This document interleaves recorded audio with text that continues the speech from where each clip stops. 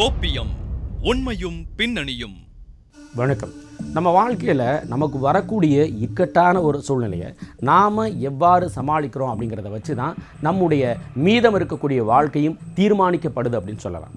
இதனை உணர்த்துவதுமாக சென்னையில் நடந்த ஒரு அதிர்ச்சிகரமான நகைக்கடை கொள்ளை சம்பவத்தை பற்றியும், பாலியல் வன்முறைகள் நாட்டை உலுக்கிக்கிட்டு இருக்கக்கூடிய நிலைமையில் மறுபடியும் தமிழ்நாட்டில் இருக்கக்கூடிய ஒரு தேசிய கல்வி நிறுவனத்துக்குள் நடந்த பாலியல் அத்துமீறல் முயற்சியில் கல்லூரி மாணவர்கள் கொந்தளித்து போன பரபரப்பான சம்பவத்தை பற்றி தான் இன்றைய கோப்பியம் நிகழ்ச்சியில் பார்க்க போகிறோம்.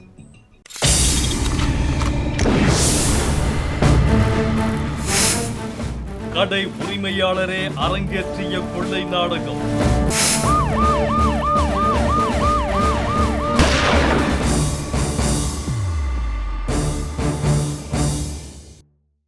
ஆவடி பகுதியில் கடந்த சில மாதங்களாகவே அங்கே இருக்கக்கூடிய நகை கடைகளில் தொடர் கொள்ளை சம்பவங்கள் நடந்தது பெரும் அதிர்ச்சி ஏற்படுத்துச்சு. இந்த நிலைமையில் கடந்த வாரத்தில் திருமுல்லை வாயில் பகுதியில் இருக்கக்கூடிய ஒரு நகை கடையில் மறுபடியும் அரங்கேறிய ஒரு கொள்ளை சம்பவம் மிகப்பெரிய அதிர்ச்சியை ஏற்படுத்தியிருக்கு. இதனை அடுத்து போலீசார் நடத்திய விசாரணையில் நகைக்கடையின் உரிமையாளரை கொள்ளையில் சம்பந்தப்பட்ட திடுக்கிடக்கூடிய சம்பவத்தில் இருக்கக்கூடிய உண்மை என்ன, அதனுடைய பின்னணி என்னங்கிறத இப்போ பார்க்கலாம். சென்னை அடுத்த திருவள்ளூர் மாவட்டம் ஆவடி சுற்றுவட்டார பகுதிகளில் கடந்த சில மாதங்களில் பல குற்ற சம்பவங்கள் நடந்தேறின.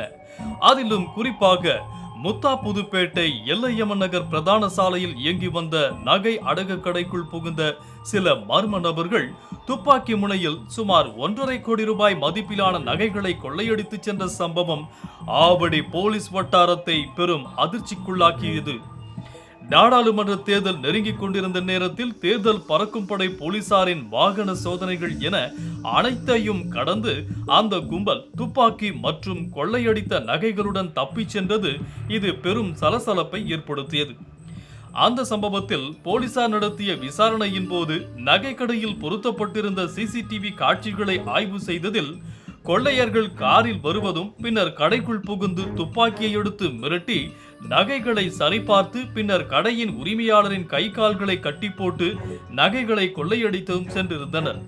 துப்பாக்கி முனையில் நடந்த அந்த கொள்ளை சம்பவம் சென்னையில் பெரும் அதிர்ச்சியை ஏற்படுத்தியது. இந்நிலையில் ஆவடியில் மீண்டும் ஒரு நகைக்கடையில் நடந்திருக்கும் கொள்ளை சம்பவம் போலீசாரை மட்டுமல்லாமல் அந்த பகுதி மக்களையும் கூட தூக்கமிழக்க செய்தது. ஆவடி திருமுல்லை வாயில் செந்தில் நகர் பிருந்தாவன் அவென்யூ பகுதியில் இயங்கி வரும் நகைக்கடையில் அதன் உரிமையாளரான ராஜஸ்தானை சேர்ந்த ரமேஷ்குமார் கடையில் உள்ள நகைகளை சரிபார்த்து கொண்டிருந்தார்.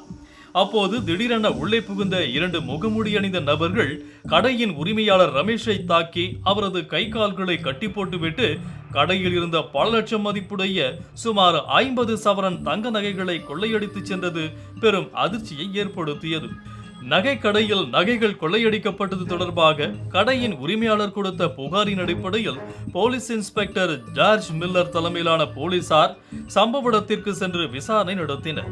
அப்போது அங்கிருந்த கண்காணிப்பு கேமராவில் பதிவாகியிருந்த காட்சிகளின் அடிப்படையில் விசாரணை நடத்தியதில் கொள்ளை சம்பவத்தில் ஈடுபட்டது ராஜஸ்தான் மாநிலம் பிவார் ஜில்லா பிப்லாஜாவை சேர்ந்த ஹர்ஷத் குமார் பட், சுரேந்தர் சிங் ஆகிய இருவர் என்பது தெரிய வந்தது. இதையடுத்து போலீசார் ராஜஸ்தானிற்கு சென்று கொள்ளை சம்பவத்தில் ஈடுபட்ட ஹர்ஷத் குமார் பட், சுரேந்தர் சிங் ஆகிய இருவரின் செல்போன் சிக்னல்களை வைத்து சுற்றி வளைத்து பிடித்தனர். பின்னர் அவர்கள் இருவரையும் விமானம் மூலம் சென்னைக்கு அழைத்து வந்த போலீசார் அவர்களிடம் நடத்திய விசாரணையில் வெளிவந்த திடுக்கிடும் தகவல்கள் இந்த வழக்கின் போக்கையே மாற்றியது. கட்டன் 15th ஆகஸ்ட் 9 மணிக்கு தகவல் கட்டைத்து இந்த மாதிரி ஜோதி ஜுவல்லர்ஸ் ராபரி நடந்தது. சிசிடிவி பார்த்து 2 பேர் மாஸ்க் போட்டு சஸ்பெக்ட் ஐடென்டிஃபை பண்ணிட்டு அப்புறம் 2 ஸ்பெஷல் டீம் போட்டு சிசிடிவி அனாலிசிஸ் இங்கே இருந்த வராரு இங்கே இருந்து போயிட்டாரு அப்புறம் சிடிஆர் அனாலிசிஸ் சஸ்பெக்ட் ஐடென்டிஃபை பண்ணிட்டு ஸ்பெஷல் டீம் ஹர்ஷத் பட் அப்புறம் சுரேந்தர் சிங் 2 பேரும் ராஜஸ்தான்கார் அப்புறம் ஒரு டீம் நான் ஃபார்ம் பண்ணிவிட்டு இன்ஸ்பெக்டர் மில்லர் அண்ட் டீம் அவர் அங்கே சென்னர் அப்புறம் அங்கே ராஜஸ்தான் போலீஸ் பேவார் டிஸ்ட்ரிக்ட் போலீஸ் ஹெல்ப்புடன் இது 2 பேருக்கும் செக்யூர் கைது செய்து பண்ணிவிட்டு ஆவடியில் கடந்த ஏப்ரல் மாதம் கூட இதே போல தான் ஒரு நகை கடைக்குள் புகுந்த கொள்ளையர்கள் துப்பாக்கி முனையில் அங்கிருந்த நகைகளை கொள்ளையடிச்சிட்டு போயிட்டாங்க. இதுக்கு அடுத்ததாக போலீஸாரும் பலவிதமான கஷ்டமான முயற்சிகளுக்கெல்லாம் பின்னாடி ராஜஸ்தானை சேர்ந்த கொள்ளையர்களை கைது பண்ணாங்க. ஆனால் தற்போது நடந்திருக்கக்கூடிய இந்த சம்பவத்திலும் 2 பேர் கடையின் உள்ளே புகுந்து கடை உரிமையாளரை கட்டி போட்டு கொள்ளையடிச்சிருக்கிறாங்க. ஆனால் இந்த சம்பவத்தில் ஒரு திருப்பம் ஏற்பட்டிருக்கு. அது என்னங்கிறத இப்போ பார்க்கலாம். அவர்கள் கொள்ளையடித்த நகைகள் அனைத்தும் தங்க நகைகள் இல்லை எனவும், அது தெரிய வந்தவுடன் ஆத்திரத்தில் அந்த நகைகளை ரயில்வே பாலத்தில் உள்ள தண்டவாளத்தில் வீசிவிட்டோம் என தெரிவித்தனர். இது போலீசாருக்கு சந்தேகத்தை ஏற்படுத்திய நிலையில் மேற்கொண்டு அவர்களிடம் விசாரணை நடத்தியதில் கொள்ளை சம்பவத்தில் ஈடுபட சொன்னதே நகைக்கடையின் உரிமையாளர் ரமேஷ்குமார் தான் என்று கூறி போலீசாருக்கே அதிர்ச்சி வைத்தியம் கொடுத்தனர். இதை கேட்டு மிரண்டு போன போலீசார் கைதானவர்கள் அளித்த தகவலின்படி நகைக்கடை உரிமையாளர் ரமேஷ்குமாரிடம் விசாரணை மேற்கொண்டனர். அப்போது அவர் கூறிய தகவல்கள் போலீசாருக்கு மேலும் அதிர்ச்சியை ஏற்படுத்தின. அதில் ரமேஷ்குமாருக்கு லட்சக்கணக்கில் கடன் இருப்பதோடு அவரிடம் ஏராளமானோர் நகை சீட்டும் கட்டியதால் அதனை திரும்ப தர இயலாது என்ற இக்கட்டான சூழ்நிலைக்கு தள்ளப்பட்டதாகவும், அதனால் என்ன செய்வதென்று தெரியாமல் இருந்தபோதுதான் தனக்கு தெரிந்த அர்ஷத்குமார் பட், சுரேந்தர் சிங் மூலம் இந்த கொள்ளை சம்பவத்திற்கு பிளான் போட்டதாக ரமேஷ்குமார் தெரிவித்திருக்கிறார். இன்வெஸ்டிகேஷனில் நான் ஐடென்டிஃபை பண்ணி இந்த மாதிரி கம்ப்ளைனன்ட் ரமேஷ் அவர் நிறையா டெட் இருக்குது, ஃபைனான்ஷியல் ஸ்ட்ரெஸ்ல ஏற்கனவே அவர் இருக்கார். அந்த மாதிரி ஃப்ரெண்ட்ஸுடன் பிளான் பண்ணி he has executed under stress and plotted to display it as a robbery to escape from the financial stress and debt. So we have cracked the case. 3 பேர் கைது செய்து ஏற்கனவே பண்ணுறாரு. அப்புறம் யார் யார் ஹெல்ப் பண்ணிவிட்டு ஒரு 2 பேருக்கும் நான் ஏற்கனவே ஐடென்டிஃபை பண்ணிவிட்டு அப்புறம் will follow up with the investigation. ಎಲ್ಲ ಕವರಿಂಗ್ தான், ரியல் ஜுவல்ஸ் இல்லை, ಎಲ್ಲ கவரிங் தான். அவர் ஒரு ஆம்புலன்ஸ் கார் ஹெல்ப் பண்ணிட்டாரு, அவருக்கு கொடுத்துட்றாரு. நான் ஐடென்டிஃபை பண்ணிவிட்டு இது ரிகவரிக்காக ஃபாலோ பண்ணேன். இல்லை, இப்போ அவங்க வந்து அந்த ஜுவல்லர் வந்து இது தீபாவளி ஃபண்டு மாதிரி போட்டிருக்காங்க. அதை வந்து இது பண்ண முடியாதுன்றதுனால ஒரு இந்த இது பண்ணியிருக்காரா? The part of investigation, we are checking what all financial stress he was in. Debt இருக்கு, இந்த மாதிரி பான் ஐட்டம்ஸ் ரிட்டர்ன் பண்ணல, மணி ரிட்டர்ன் பண்ணல, நிறையா இந்த மாதிரி இன்ஃபர்மேஷன் இருக்குது. நான் ஒர்க் பண்ணேன். இப்போ அவர் ஜுவல்லில் இப்போ நிறைய பேர் வந்து இது வச்சுருப்பாங்க, அடகு வச்சுருப்பாங்க.